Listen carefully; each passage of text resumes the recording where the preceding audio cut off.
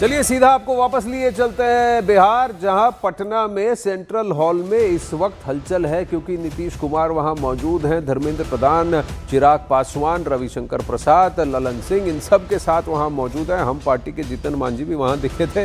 ये सब वहां मौजूद है। ये वो तस्वीरें हैं जहां पर विधायक दल ने सबका स्वागत किया। सम्राट चौधरी, विजय सिन्हा भी वहां मौजूद हैं। एनडीए का ये पूरा विधायक दल जिन्होंने सर्वसम्मति से नेता चुना है नीतीश कुमार को। चंद्रमोहन आप राजभवन में हैं, नीतीश कुमार क्या सेंट्रल हॉल से निकल पड़े हैं? क्या कितने देर है, कितना विलंब है अब?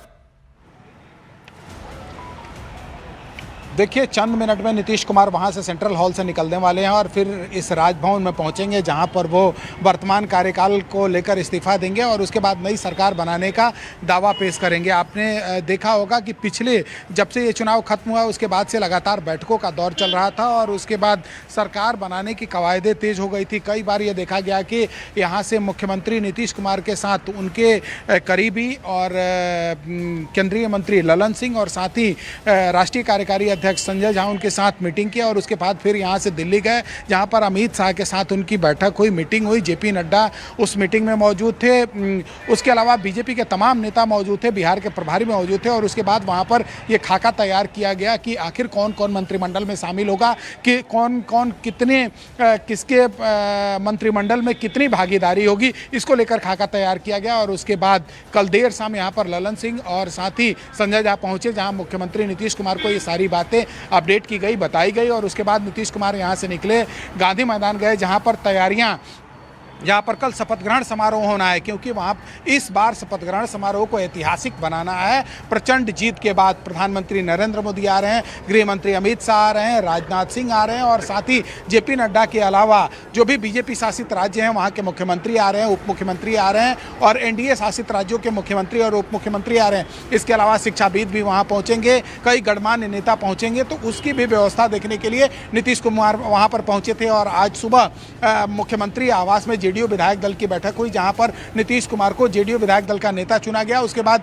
बीजेपी ऑफिस में बीजेपी विधायक दल की बैठक हुई जहां पर सम्राट चौधरी को नेता और उप नेता के तौर पर विजय सिन्हा को चुना गया। और उसके बाद फिर ऐलान के बाद अभी से थोड़ी देर पहले यहां पर नीतीश कुमार निकले थे मुख्यमंत्री आवास से, सेंट्रल हॉल वहां पर पहुंचे और उसके बाद नीतीश कुमार भी सर्वसम्मति से एनडीए विधायक दल के नेता चुन लिए गए हैं। बस चंद मिनट और बाकी है जब वहां से निकलेंगे और यहां पर राजभवन में पहुंचेंगे, एक तरफ इस्तीफा सौंपेंगे और दूसरी तरफ नई सरकार बनाने का दावा भी पेश करेंगे। तो एक हाथ से इस्तीफा, दूसरे हाथ से दावे की पेशी, ये दोनों एक साथ ही राज्यपाल जी के साथ होगा।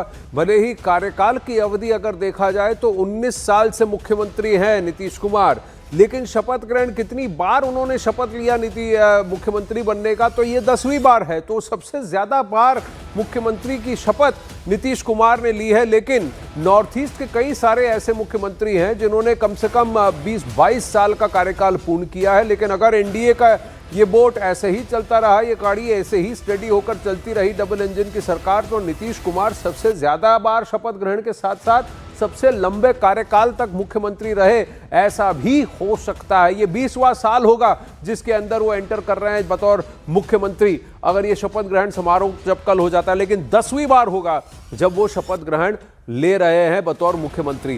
कौन कौन से पोर्टफोलियो उनके हाथ में रहेंगे, क्या इस पर कुछ सहमति बन चुकी है? कुछ बड़े पोर्टफोलियोज होंगे जो बीजेपी के हाथ जाएंगे, लोजपा और हम पार्टी भी कुछ अपने हाथ में चाहेगी, उपेंद्र कुशवाहा भी नजर निगाहें टिका के रखे होंगे कि हमें क्या मिलेगा। तो इस सरकार में क्या ओवरऑल एक सहमति बन गई है कि किसको क्या मिलेगा? क्या उस पर अभी भी बाकी है, अटकलें लग रही है और उस पर अभी भी निर्णय बाकी है, सहमति बाकी है?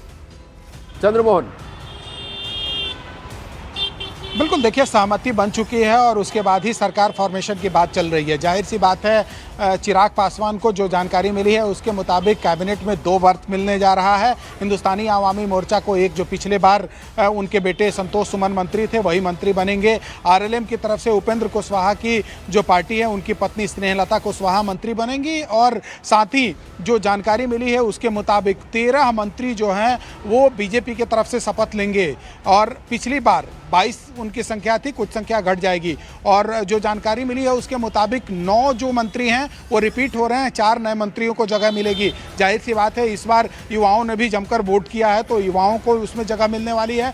महिलाओं ने वोट किया है, महिलाओं को जगह मिलने वाली है। और वहीं जेडीयू की अगर हम बात करें तो जेडीयू की ओर से जो पिछली बार जो संख्या थी वही संख्या भी रहेगी और साथ ही जो मंत्री थे वही मंत्री रिपीट होंगे। हो सकता है कि एक दो मंत्री आगे पीछे हो सकते हैं, लेकिन लगभग खाका तैयार कर लिया गया है और इसी खाके के हिसाब से आज जो बैठक हुई उसमें निर्णय भी लिया गया है। नीतीश कुमार जब यहां पर पहुंचेंगे और कल जब शपथ ग्रहण समारोह होगा उसमें सब कुछ साफ हो जाएगा। लेकिन उससे पहले जो जानकारी सामने आई है उसके मुताबिक 18 से 20 विधायक कल मंत्री पद का शपथ ले सकते हैं और इसके अलावा मुख्यमंत्री और 2 उप मुख्यमंत्री शपथ लेंगे पटना के गांधी मैदान में, जिसको लेकर लगातार पिछले 3 दिनों से तैयारियां चल रही थी। क्योंकि इस बार जो शपथ ग्रहण समारोह है इसको ऐतिहासिक बनाने की तैयारी है और जो जानकारी मिल रही है उसके मुताबिक बस चंद मिनटों में नीतीश कुमार यहां पर पहुंचने वाले हैं राजभवन में, जहां पर वो अपना इस्तीफा सौंपेंगे और नई सरकार बनाने का दावा भी पेश करेंगे। क्या उम्मीद है कि नीतीश कुमार मीडिया से बात करेंगे? क्योंकि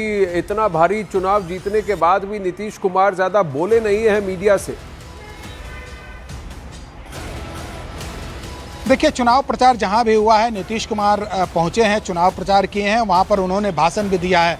हालांकि मीडिया के सामने अब तक खुलकर नहीं आए हैं। जाहिर सी बात है अगर हो सकता है कि अभी अगर इस्तीफा देकर निकले और नई सरकार बनाने का दावा पेश करें, इस समय बात कर सकते हैं या फिर कल जब शपथ ग्रहण खत्म होगा उसके बाद बातें कर सकते हैं, जिसका इंतजार मीडिया वालों को भी है। लेकिन इतना ज़रूर है कि आपने देखा होगा उस समय तूफान की वजह से पटना समेत बिहार के कई जिले में लगातार बारिश हो रही थी और नीतीश कुमार उस मौसम में भी यहाँ से मधुबनी दरभंगा तक बाई रोड यात्रा किए, लोगों के बीच गए, वहाँ पर चुनाव प्रचार किए और फिर वहां से बाई रोड वापस भी आए। तो जाहिर सी बात है नीतीश कुमार का जो काज करने का तरीका है वो बिल्कुल अन्य नेताओं से बिल्कुल अलग देखा गया है और यही वजह है कि नीतीश कुमार एक बार फिर से 10वीं बार मुख्यमंत्री बनने जा रहे हैं, जहां पर उनको विधायक दल का नेता चुना गया है। नीतीश कुमार जो हैं ये इस बार जो मुख्यमंत्री बनने जा रहे हैं 10वीं बार है, इतिहास रचने जा रहे हैं। ऐसे में ऐतिहासिक तैयारी भी है और इतिहास रचने की तैयारी है, इसीलिए प्रधानमंत्री नरेंद्र मोदी, गृह मंत्री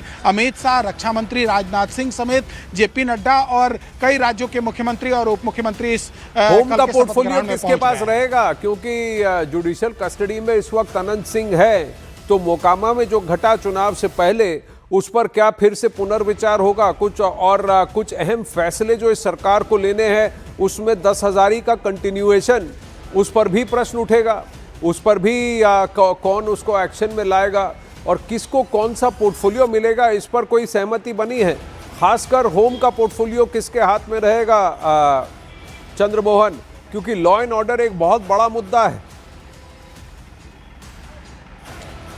देखिए, होम को लेकर पिछले 2 दिनों से ये बात चल रही थी। बीजेपी यह चाहती थी कि होम डिपार्टमेंट उनके पास जाए, क्योंकि लॉ एंड ऑर्डर को लेकर बार बार जो सवाल खड़े होते हैं, अन्य राज्यों में जिस तरह से बीजेपी अपराधियों के ऊपर नकेल कसे, वैसे बीजेपी के नेताओं का भी मानना है कि उसी तरह से नकेल कसने की ज़रूरत है बिहार में, ताकि किसी तरह का अपराध ना बढ़ सके, ना हो सके। और इसी को लेकर लगातार पिछले 2 दिनों से बात चल रही थी कि होम डिपार्टमेंट जो है वो बीजेपी के पास आ जाए। लेकिन वो एक बार फिर से जब सहमति बनी, क्योंकि इस बात को लेकर सहमति नहीं बन पा रही थी कि विधानसभा अध्यक्ष का पद किसके पास रहेगा और होम डिपार्टमेंट किसके पास रहेगा, लेकिन जो सूत्रों से जानकारी मिली है उसके मुताबिक नीतीश कुमार ही होम मिनिस्टर रहेंगे, क्योंकि 2005 से जब से नीतीश कुमार मुख्यमंत्री बने हैं उसके बाद से लगातार होम मिनिस्ट्री उन्हीं के पास है। तो ये फैसला भी लगभग हो चुका है कि नीतीश कुमार ही होम मिनिस्टर होंगे और साथ ही जो विधानसभा अध्यक्ष का पद होगा वो बीजेपी के पास होगा। जी चंद्रमोहन, आप हमारे साथ बने रहे। अखाड़ा में